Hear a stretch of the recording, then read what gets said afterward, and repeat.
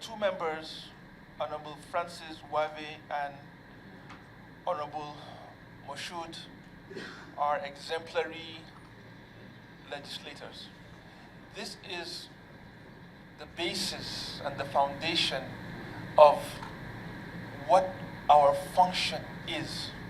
And that function is to produce laws, bills that will ensure the progress of our dear nation. And with that, I start my speech. I want to start by thanking everyone who made out time to be part of this event this morning.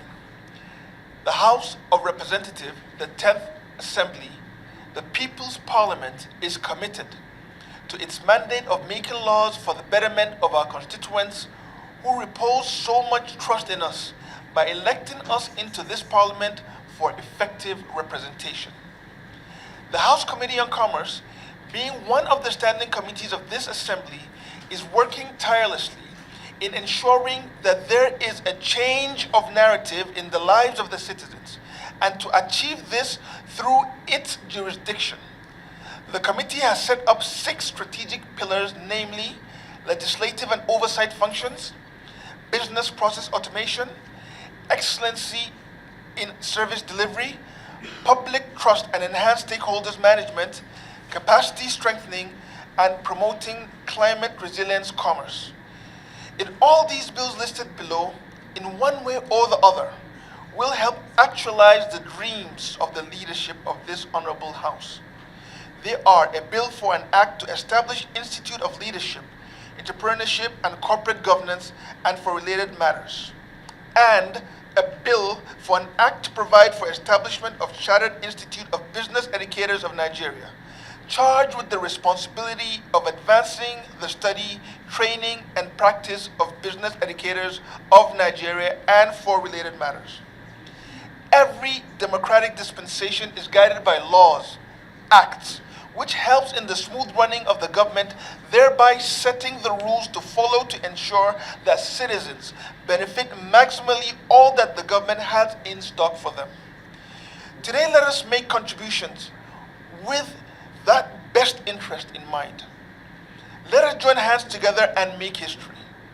I implore everyone to feel free to make his or her contributions, bearing in mind that our actions and or our decisions will affect not just us, but generations to come. I encourage us to be civil and keep to time in our presentations. We all have one purpose at heart, which is success, ease of life, and building a great nation. Thank you once again for honoring the committee's invitation. God bless our dear nation, Nigeria. Thank you. Thank you very much, Mr. The chairman of this wonderful committee, the deputy chairman, distinguished colleagues, and the man in charge of our business and rules, our guy. Thank you very much. Mr. Chairman, this bill is a straight and direct bill that I think, well, at this minute in Nigeria is something that is needed. And my argument for the bill, I'm going to base on 3 things. Firstly, let's look at unemployment. Mr. Chairman, as of today, we have many young Nigerians moving about with certificates with no specialty, and in some cases are not even employable because what they carry is just a certificate that can be defended.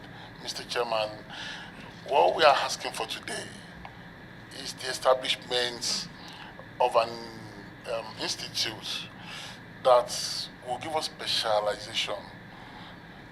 As we all know, business is the opium of any society. If you look at the great countries of the world today, they have specialization in businesses. And if you look at the employment rate in Nigeria, what we are saying today is, let's establish this.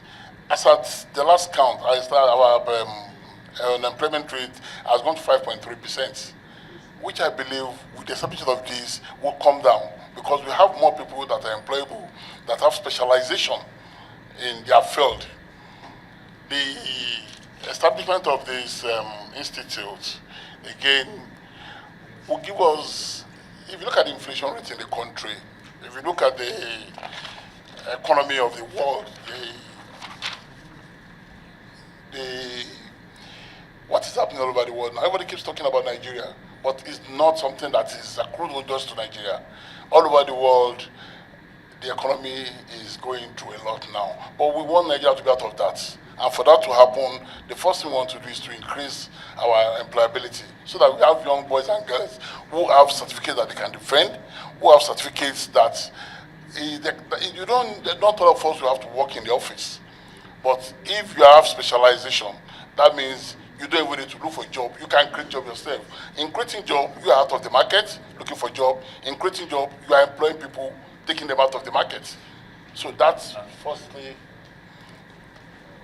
that would reduce our unemployment rate. That's number one. Number two, specialization, sir. We want a situation whereby, if you the medical field, they have an institute, they have a body. And that is why today, all over the world, all the countries of the world are begging to get Nigerian doctors, Nigerian nurses, because they know they are specialized. They know they are the best in the world. There is no country you go to in the world today. Go to US, go to UK. Half of their doctors are from Nigeria.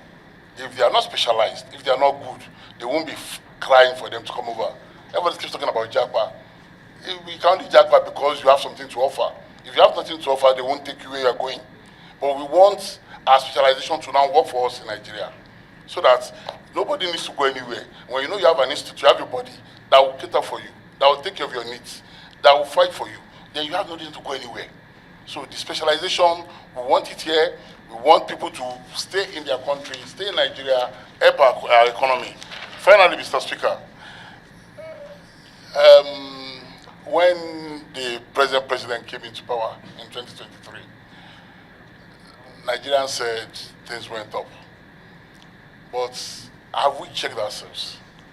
Have we checked what are we contributing? What we are saying in essence is that let's establish this. We want your support. I want your support. I want the support of my colleagues. Let's establish this. Let's see the reversal of that economy we've been talking about. Let's see the reversal of people wanting to stay in their country because they don't have specialization, they want to stay in their country, and they want to provide, they want to include something they don't know they have. Because there are times when something is not trained out of you, you don't even know you have the ability. Let this body come into existence and let them start bringing out the best in our people and they stay here for the best of the country.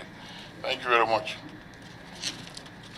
Thank you very much. That was quite a passionate speech, passionate appeal, and rightly so. Every burden should not be left at the... Respected chairman of this committee, all other protocols observed.